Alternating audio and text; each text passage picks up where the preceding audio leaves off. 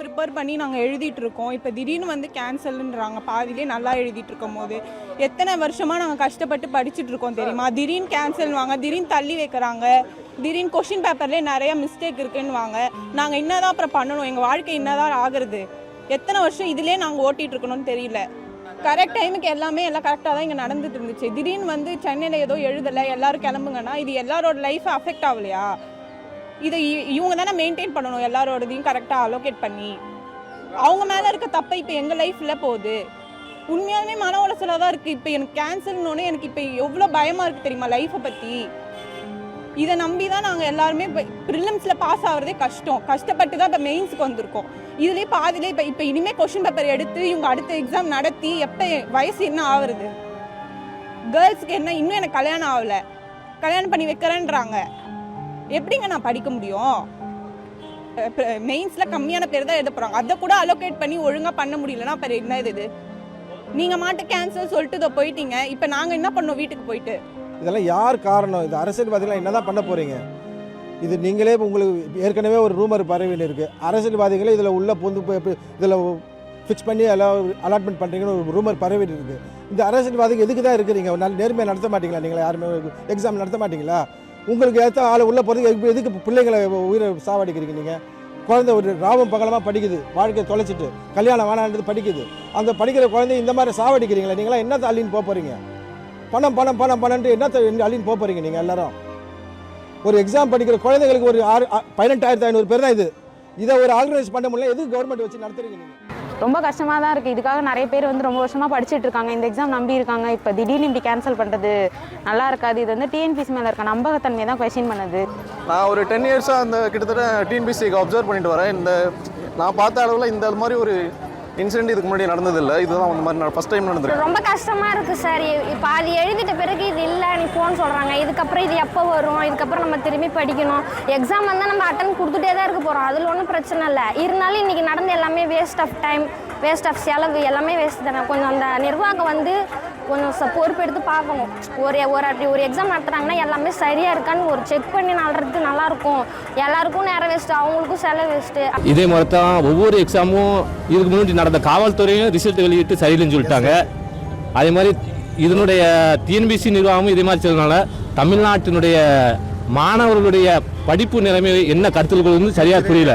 அவருடைய ஃபியூச்சருடைய பிளானிங் என்ன செய்யறது, அவருடைய மென்டலி ப்ரெஷர், அவங்களுடைய ஓவர் ஹைப்பர் டென்ஷன் வரைக்கும் வரும்போது அவருடைய மனநிலையை கூட தள்ளக்கூடிய இதனுடைய செயல் ஈடுபாடு இருக்குது. எனக்கு அலைச்சல் போக்குவரத்து எல்லாம் இருக்குது. அது மட்டும் இல்லாமல் எக்ஸாம் வந்து முறையாக நடத்தாதனால டியூ டேட் இப்போ நான் போகும்போது இதுக்கு மேலே என்னால் படிக்க முடியுமா அப்படின்ற ஒரு கேள்வி எங்களுக்குள்ளே வருது. இங்கே நாங்கள் நிறைய கமிட்மெண்ட் வச்சுருக்கோம்.